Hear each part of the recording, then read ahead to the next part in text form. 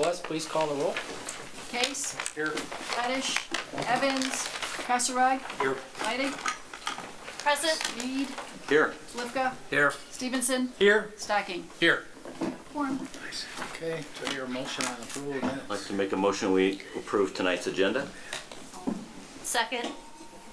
All in favor say aye. Aye. Aye. Opposed? I'm sorry, agenda. Agenda. I said minutes, but I meant agenda. Oh, Okay, approval of minutes of the June 22nd, Go ahead. 2017 minutes. move to approve. Second. Moved and seconded. All Oh, in I favor can- say aye. Aye. Aye. Opposed? Scott, I cannot I want to retract that, I can't second that. Okay, so you didn't do it. Yeah, you weren't here. Yeah, somebody else is just second. I'll second it. Okay.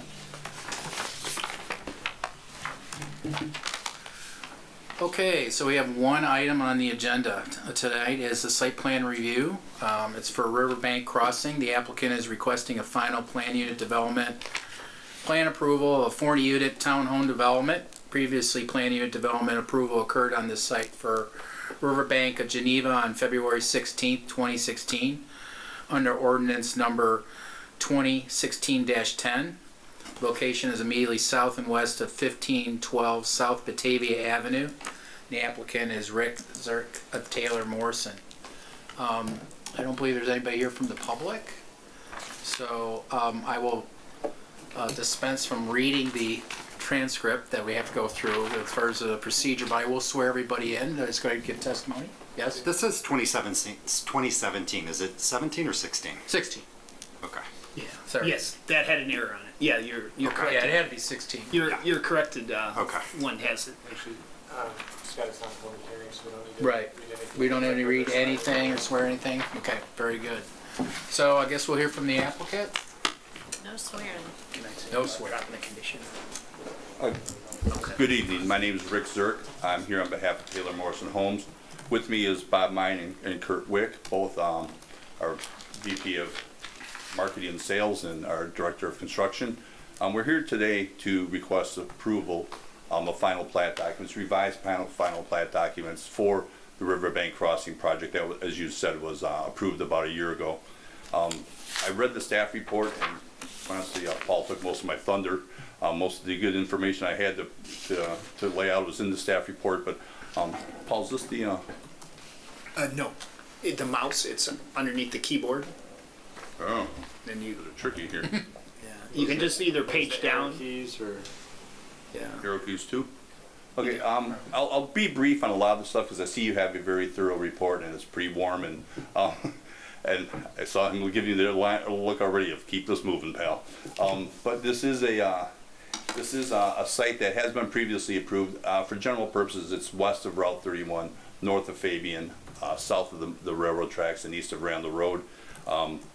The map you have in your site plan in your packet's pretty consistent with this. This shows the property, the green area, south of Riverbank Acoustical Laboratories, north of the Houghton Mifflin, and west of Route 31, the Fabianville Museum.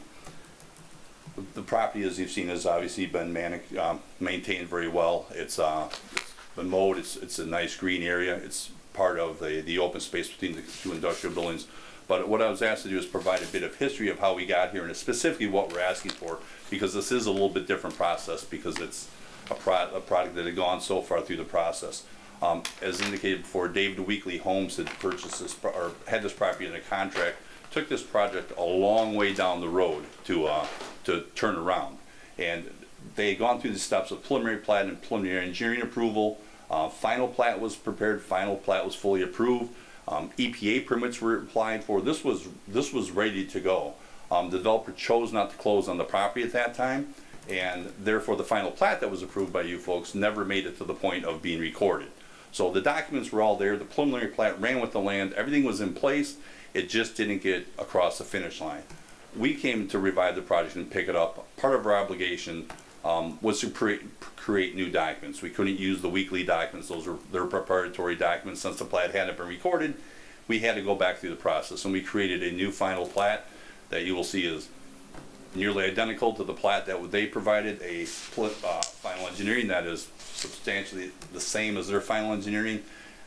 We did modify the landscape plan a little bit to provide a different type of entrance monument, and we made some substitution of planting materials that we thought were more appropriate. We found some that we thought weren't appropriate for the areas they were in, under wires or in ditches or things like that. So we made some adjustments with staff to put together a plan that I think would be more sustainable long term.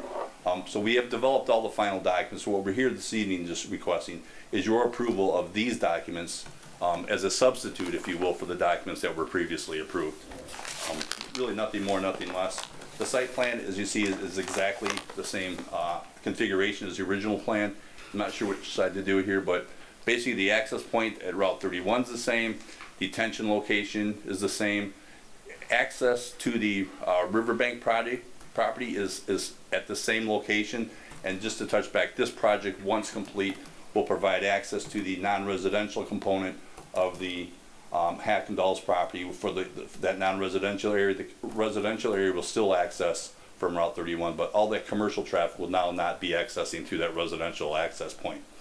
We did provide the same interconnection here, which I understood was debated back and forth during the original process. This main road is a dedicated roadway as originally provided. The small road serving these two buildings remains a private road. Again, their access point remains the same.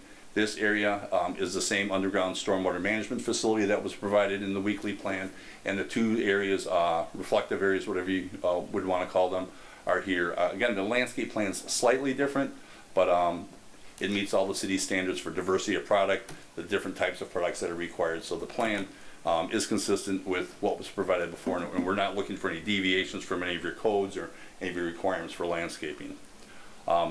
This final plat is essentially, as you would say, the same as the original final plat. I only put this up here to identify this area is a easement that was originally provided to provide access at this location to this property if it were to develop. As part of this plat process, this piece of property becomes part of the residential development, was previously rezoned to reflect that, that new use. And this right-of-way easement, not right, but this easement for access will be vacated as part of the final plat process. So when all said and done, the old easement goes away, this access gets realigned on the new access point, and the small piece of property becomes residential, or I think that already is residential, the zoning change that was approved before. And again, the major road is public right-of-way. The final plat is really no different. We tried to be a little different and move building numbers around to make it look a little different than the weekly plan to show that there was some difference, and then immediately got swatted back by the staff because they pointed out to us that the special use permit was reflective of lot numbers. Like lot 3 had this reduction in setback and lot 5 had this, and by rechanging numbers we kind of messed everything up. So we went back to renumber the lots so that the lots are consistent with the authorization that was allowed in the original zoning approvals. Yeah, it's one of my oopses. Final engineering, again, same as the original final engineering, individual water service, sewer services, utilities for each of the units. In the middle here is that underground detention facility. Stormwater detention facility here releases down to an easement that goes across the inland property and connects into a storm sewer. We were just talking with staff earlier, we have a commitment from inland for the sewer. But it's that chicken and the egg game. They don't want to give it up till we give them a check. We don't want to give them a check and a bond until we know we've got the approval. So we're kind of playing that chicken and the egg thing here. But we do have a signed letter of commitment that we can share with staff at this point that shows they're committed and we're committed. We both have an obligation to provide. They have an obligation to provide the easement. We have an obligation to pay them. And so that is in place so that we can feel comfortable moving forward. We have that. Other than that, the engineering and everything else stays essentially the same. Again, just enough differences in the plan to make sure that's not exactly the same as the plan that was previously presented. Landscape plan, again, a little bit different. We provided a little different buffering between the units than they had, a little different plant species, but at the end of the day, you can see it still has the mass and the quantity of plants the original plan had. The entrance monument was one of the things we did change a little bit. Staff had asked us to make the entrance monument more consistent with the prairie style of the building itself. So we kind of changed. The original monument we had didn't have quite that same look on the signage part. But what we did do with the hacking off. Now, there's one thing that's important. On Route 31, you have that large stone wall on the east side of Route 31. So what we try to do is in this landscape plan, incorporate that same type of stone, hopefully the same color of stone, so that our entrance monument has consistency and continuity with the wall across the street. We thought putting up something that was truly just prairie style or truly just arts and crafts style would be more consistent with the homes, but a person driving down Route 31, it would not look harmonious with the wall that we have in place on the east side. So I think staff's been comfortable with the changes we made on the wall, and again, we've kind of changed it up a little bit to make it more consistent with the prairie style or the craftsman style architecture that's prevalent on the site, and remain sensitive to the wall on the east side of Route 31. There's two reflective areas. I put the slide in here in case there was any questions, but they remained essentially the same. There's benches in both these locations, concrete pathway, and a lot of landscape where folks can walk their dogs, sit down, watch the cars go by, or watch, meet with other neighbors in the community and meet on site. A little grass area here, which will be, will look as a park, but it has an underground storage system under it. But it's green open space. Townhome streetscape, we have changed up the product. We've worked, not me, I'm not a product guy, but our product folks have worked with the Hackenoffs and staff to create a product that's more true, I think, to the arts and crafts style of the neighborhood. If you know the Hackenoffs property and you know the home they have there and the businesses they have, they're very architecturally unique. And this product here, we try to do a lot of mixture of materials with some metal roof accents, different types of dormers, different types of roof, window configurations, but it remained true to the arts and crafts style columns at the front of each unit, doors that are designed to look like old style doors. They're not just a 8 square or 16 square garage door with some lights on the top. They're actually designed to look like a rustic older door. Excuse me. But again, we try to use some shake materials and vertical sidings, horizontal sidings, brick. There's a lot of different materials in this to replicate what's existing on the Hackendall's property and what's on the site. We think it's more consistent with the neighborhood, not necessarily the factory next door, but it's more consistent with the residential components of the neighborhood, and is something I think will present itself very well to buyers that are coming in here. We think it provides a stronger presence than what was provided before, but I'm sure every builder feels their product provides a stronger presence than the last guy's stuff. So again, all we're asking for this evening is a recommendation to the City Council to approve these documents as replacement documents to the previously approved final plat, final engineering, landscape plan, and architectural documents. So we do have a condition to the staff report. We've worked with those. We are working on hard line drawings that the staff would like us to present to the City Council as part of that process. Hopefully we'll have those very shortly here. There was a request for CCRs to be created so that the staff can review the CCR document for the backup SSA to make sure that in the event homeowners association doesn't do what it says it's going to do, or we say they're going to do, that the city not only has the ability to go to the property and make maintenance and do the things that are required, but also has a hammer on the HOA to make sure that they can put an SSA in place on all the tax bills to make sure that the residents of the community don't get stuck with the bill and the city can enforce that back. Going through the rest of the documents, I don't think there was anything in the rest of the conditions that were of any real consequence to us. It was pretty straightforward and things we'd expect to see in a project at this point. So I didn't want to be too redundant, but I wanted to be thorough enough that folks got an understanding that we're in this and we're in it deep. So if there's any questions anyone has, I'd be happy to entertain them. Where's, the fence, a couple different styles of fence, but it says one fence is on the east side. Where is that going to be? I think that's between the two buildings that line the private road. Right. Yeah, right. There's a fence here. Oh, right there, okay. That it separates the more intense parking lot and commercial use and these residents. So there's a fence along this side, and that's I think what they meant by east. Yeah. And then talk some more. I think the biggest concern about this from the neighbors, if I was in those houses to the west, is what is your final plan here to shield those off? Those houses don't have much to protect them today because it's kind of open space.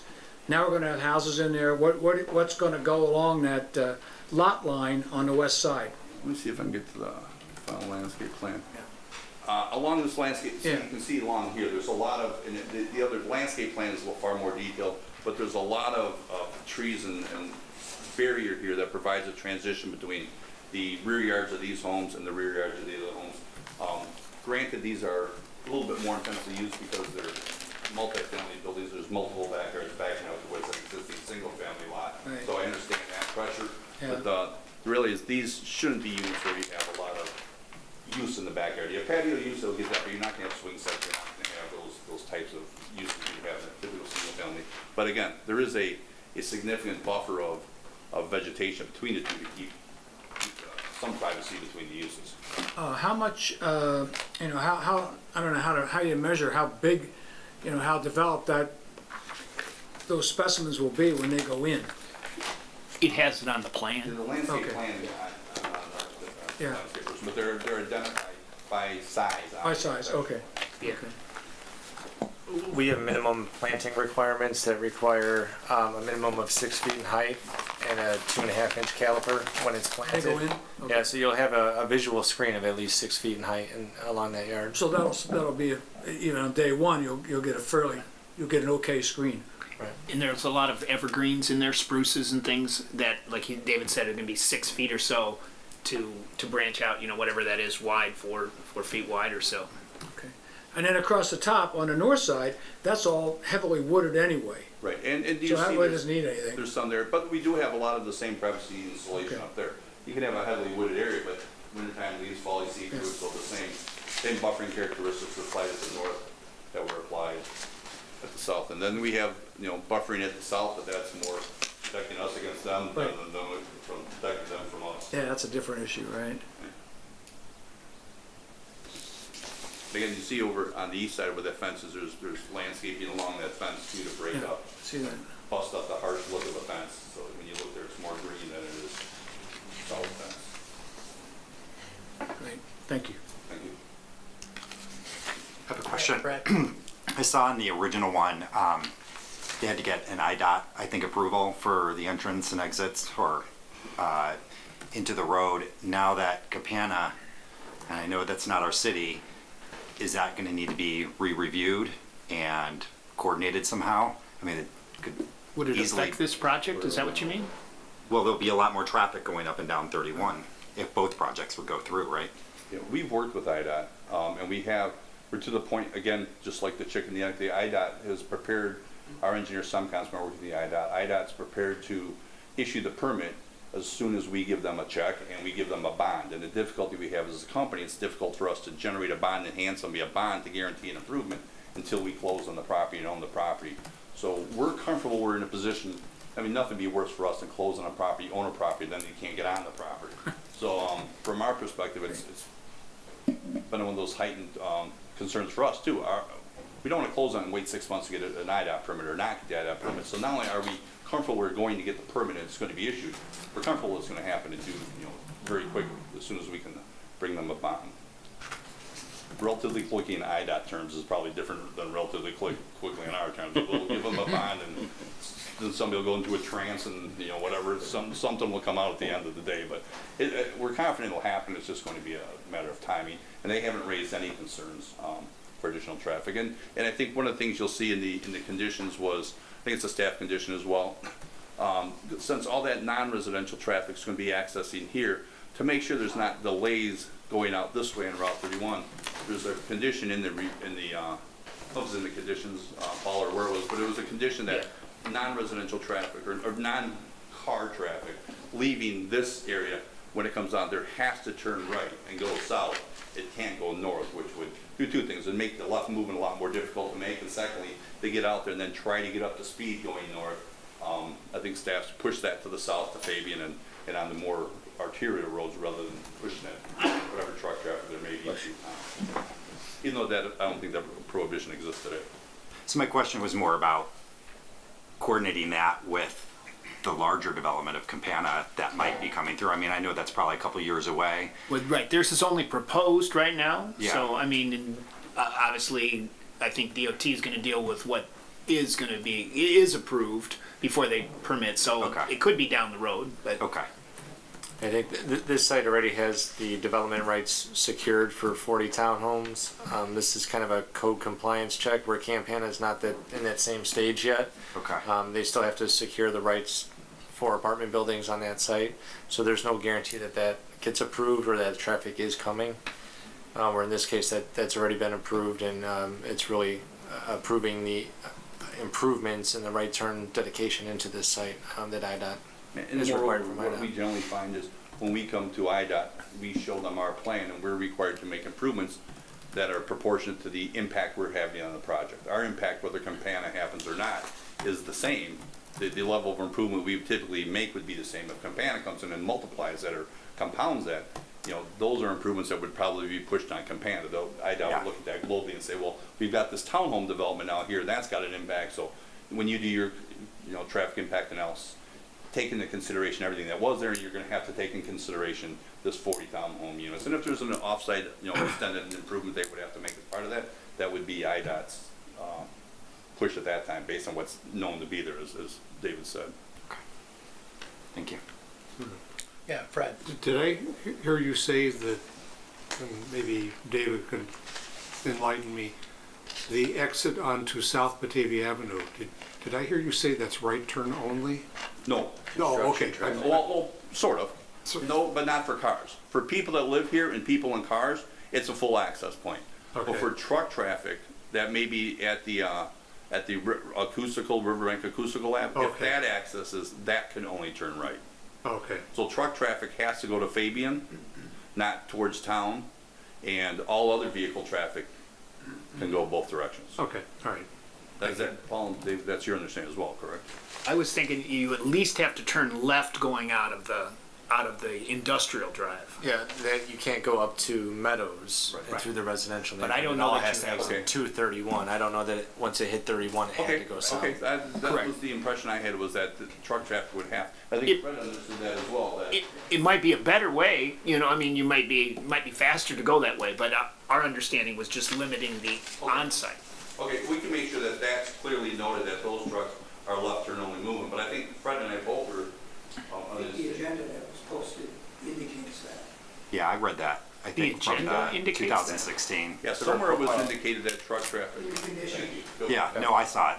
page 5. So we're both. Well, unless DOT has that as I a thought it was a condition. staff The highway's that recommendation direction, so. the last time. So that access to Acoustic Lab, when you say truck traffic, are we talking box trucks, semi-trailers?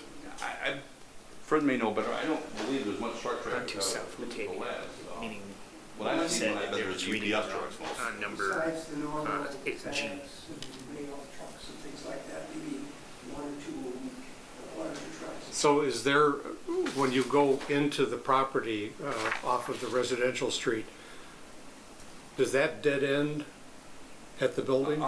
Actually, if you look, you Well, can kind of see the reason right I'm here. asking. we'll go to the landscape one, Yeah. over. Yeah, maybe, yeah. Yeah, the reason I'm asking, are the residents going to expect trucks to back up into that access point? No, actually,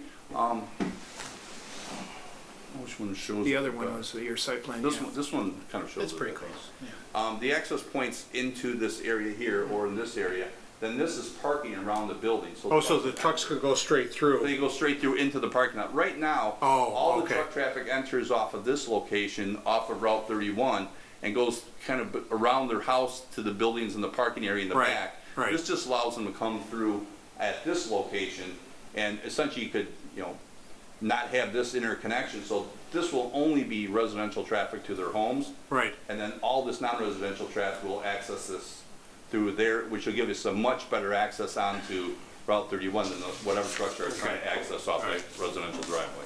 That was actually a condition of the preliminary PUD, that connection between the residents that exists now by the garage be removed once the new roadway is in. So then all truck traffic has to go through the new roadway. okay, all right. Yeah, John. Two things. For staff, you guys had in here that you were going to confirm the grade change, the average grade change did not, still allowed this to remain under 35 feet. Has that been done? It is not. That's why it's a condition of approval. It has not been done yet. Okay. And then secondly, this is not related to this project specific, but I know the name Taylor Morrison. I apologize, I haven't had a chance to Google you guys, but maybe 10 seconds on who you guys are. Where are you based, and what have you done in the area? Sorry, we have some information we get passed along. I guess Taylor Morrison's, I don't know how you rank, the 5th or 6th largest home builder in the country. Okay. Based out of Scottsdale, Phoenix area. They are mostly a Sun Belt developer. They've been through they're in the Carolinas. The only place they build other than here that snows is Colorado. But most of their stuff is, California, Okay.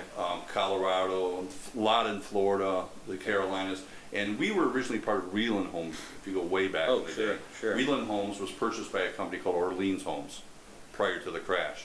Then when everything crashed, Orleans Homes was taken over by a hedge fund, and purchased by a hedge fund. Right. And post-crash, they rebuilt the company. And that's when the 3 of us came to the company. It was post-crash. We were part of the rebuild process. It became a big enough company that Taylor Morrison was looking to expand their footprint. So a lot of their growth has not necessarily been organically within their existing market. Right. So there has been organic growth, but their growth has been a lot through increasing their footprint. And part of that increase in the footprint is new markets. Chicago was a footprint in a market they wanted to be in. So as part of their overall purchase, they purchased from Orleans a North Carolina, a Raleigh, North Carolina, Charlotte, North Carolina, and the Chicago division. Okay. So that increased Taylor Morrison's footprint in the area. But again, And the 3 of you work in Chicago? out of Schaumburg, actually. Schaumburg, okay. And how many projects do you have ongoing today? I think 8 stores are open right now. Bob's in charge of sales and marketing. He can Okay. probably fill it in, but I think we have 8 stores open now and a couple more on there, just ready to kick off. Right, so at any one time, that would be a typical amount of volume for you guys? Typical would be certainly nicer to be more than 8 stores, and I think that's Yeah. the plan, is to expand the footprint Right. organically within the market, and when people start buying homes at a more accelerated Great. pace. No, I appreciate that, thank you. Yes. In fact, excuse me, I just had one more question back on the entrance. So you have the right turn lane southbound that's being added right off 31. Right in this location here. And then is that a full width left turn center lane at that new entrance? This one here? That's the, No, between the north and southbound lanes on 31. that's a road diet, right? Is that wide? It's a full length widening. So our widening is a full length of additional widening. So you'll have north and south through traffic that will not be encumbered by the right turn. So the right turn lane will be adjacent to the 2 existing lanes. Right. What I'm asking is the center left turn lane that's on 31. Is that exist at that point? Yes. Well, ours is an add lane, not a Doesn't it? restrict. You're taking, I don't think it's striped at that point. I think that's part of the merge area. Yeah, But the taper area. that if somebody was turning left into the site, there would still be the ability to bypass on the Get right around hand side. So it is wide enough at that point then? yes. For 2 lanes. That's what I'm thinking, but we're in the taper there. I thought. Well, that's what I'm sure the DOT that you're working up to with. date here. Barely. Yeah. You would imagine IDOT would look at that transition and to Yeah. see if it needed to be changed or moved, right? Well, when this came through, the road diet was done at that point, or at least underway. Yeah, I think it was Like that last year. Yeah, it's been a year. Yeah. Any other questions? Cindy? Yeah, this is kind of a stupid question, but I had to bring it up. That's usually my job, so. The smart trim or smart siding, which is obviously treated wood, why does it need to be called smart? It's a brand name. It's like if you have the cemented board. Seriously? It's a really If good you have like product. cemented board siding, Good product. a lot of people call it hardy boards. Hardy's the manufacturer of hardy board, which is a cement board, but there's other brands. Heinz makes it, other people make it. LP is a large company, Louisiana Pacific, which is short of LP. They call their siding smart trim. That's just the brand name of it. Just like Hardy, calls his stuff Hardy board. So it's just a brand name, and I think what staff was looking for was some degree of specificity on the plan of what precisely would be there. So I didn't name it, I just bought it. So, but that is just a brand name. Okay, thank you. Honey's smarter than other wood.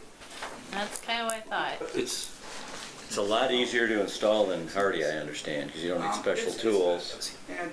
And I think it's performed better. Yeah. I mean, I'm a guy that's hard in my house, and Yeah. you know, 10 years ago, hard was a Right. great thing. Now we have some Right. erosion and some things and stuff. It's just a different product. I mean, you see difference in evolutions in products all the time. You know? Right. I can't believe I actually did it myself. They're making plastic wood now, you know, so I did some stuff in my home where it was, whether it was some cedar that was always Right. getting attacked by the lumber, and I went to the store and they make plastic cedar, and looks like a 2x4, but it's solid plastic, and Right. it won't rot, so, Yeah. stop, you know, decks now, the trucks and the A's. And who's smart now?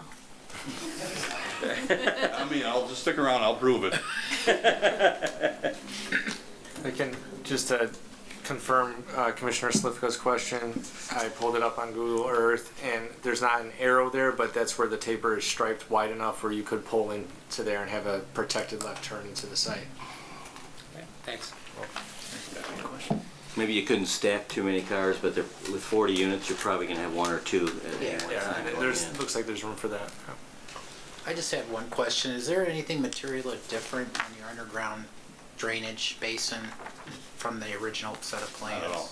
Okay, It's, basically the same designed spec with the and same everything. underground storage, same detention pond here. Quite honestly, we would have brought you, their plan and handed it to you and said, hey, us too, we want to Right. use it. We're here today because Weekly wasn't comfortable, didn't want to allow anybody else to use their plans. They invested in them, they didn't finish the project, they walked away, they took their plans and left. And we actually tried to buy their plans from them and said, how about a me too? And we weren't able to do it, so we wound up just having to go back and replicate a plan. Okay. It looked a lot like it, but it's distinct enough that it's Okay, so the stormwater pretty much is handled the same as exactly the the same original. way. Okay. So then staff, you were able to compare the two? Yeah. Right, we went Because through. you had the approved plans. Yeah, we did have to go through a formal review to make sure that the new plans were in keeping with the previously approved equal. plans, and final engineering has been approved with some slight conditions. Right. So So now yeah, the fire department doesn't have to go through again and the, but they've reviewed it too Yeah. to make sure that there weren't any changes. So okay. Make sure that it turns. Fred, that was one of our changes is that item E on our recommendation that final engineering approval shall be required. They have met the final engineering. Normally we have that, but since David Weekly had taken it far enough, what they presented to us was final engineering. Okay. And that's been reviewed. Okay, any other questions? Just for my understanding, can you talk a little bit about parking, and are there any variations being requested in the parking? Asking for no deviations beyond what, we're not asking for any deviations. There's 2 parking stalls in each garage, 2 parking stalls in the driveway in front of the garage, and then there was some identified parking. 25 spaces. 25. I was just gonna come up with in my head, 25 additional on-street spaces. So there's no need for deviation from the standard because we've met the community standard for on-street and off-street parking. And I think just like the original plan, there was no parking allowed on the, what would be the southwest side of the street. There's enough for the on-street parking there on the one side. That's Yeah, correct. on the one Yes. side only. And then they've had the Fire fire truck. trucks turning. I think and that was the fire department's Right. requirement. Right, Yeah. right. Anything else? No public hearing, so no closing of the public hearing, just a motion. Motion. I hear a motion. Mr. Chairman, I'd like to make a motion for approval of a final planned unit development for a 40-unit townhome development, subject to the following conditions. A, the applicant shall provide complete, scalable, final building elevations for the proposed 6-unit, 5-unit, and 4-unit buildings, along with any elevation options and the calculated building height from all 4 sides of each building prior to consideration by the committee of the whole. B, the applicant will create a homeowners association and provide documentation for the establishment of a backup special service area for the maintenance of the stormwater basin, retaining walls, rear yard storm sewer system, private roads, landscaping, and open space prior to consideration by the committee of the whole.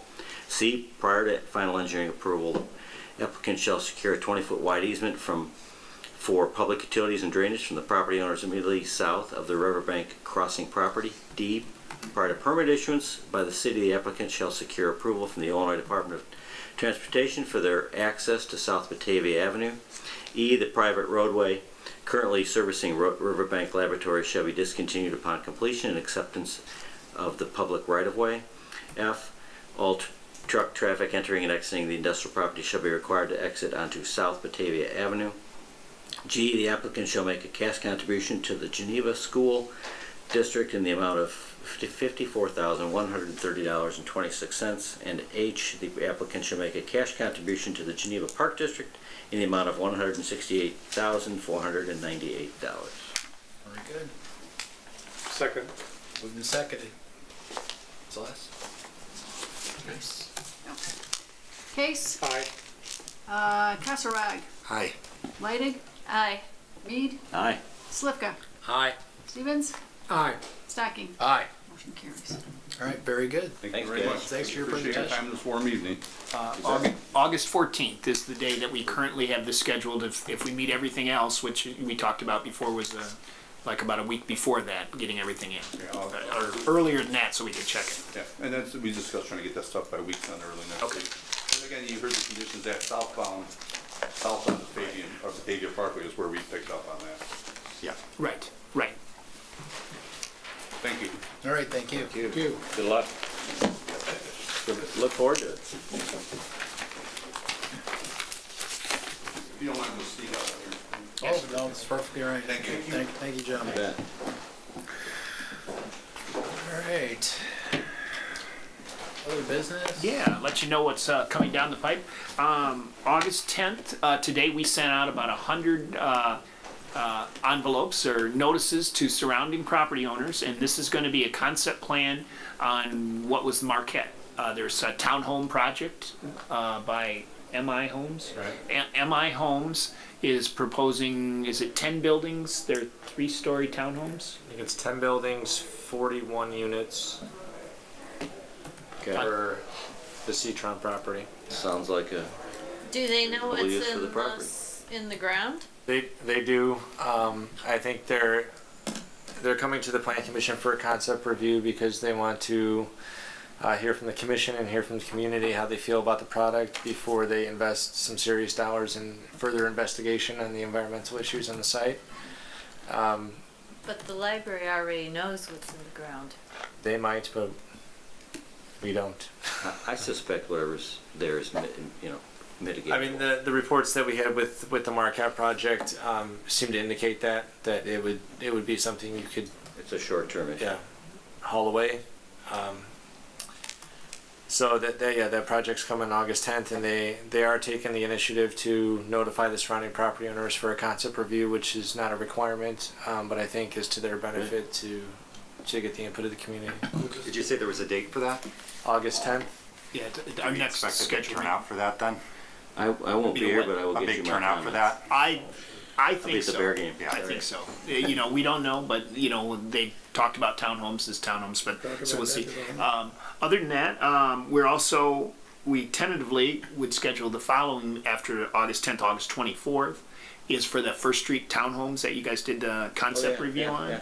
And then South Street Estates, which is just a 2-lot subdivision underneath the railroad tracks that we talked about before. So those two, we're looking, if everything works out and the plans come back in, we expect August 24th for that one. So that's basically what we have going. We have some other things around the community, but nothing submitted yet. So Do we need to consider for that concept review having it at the Public Works Department?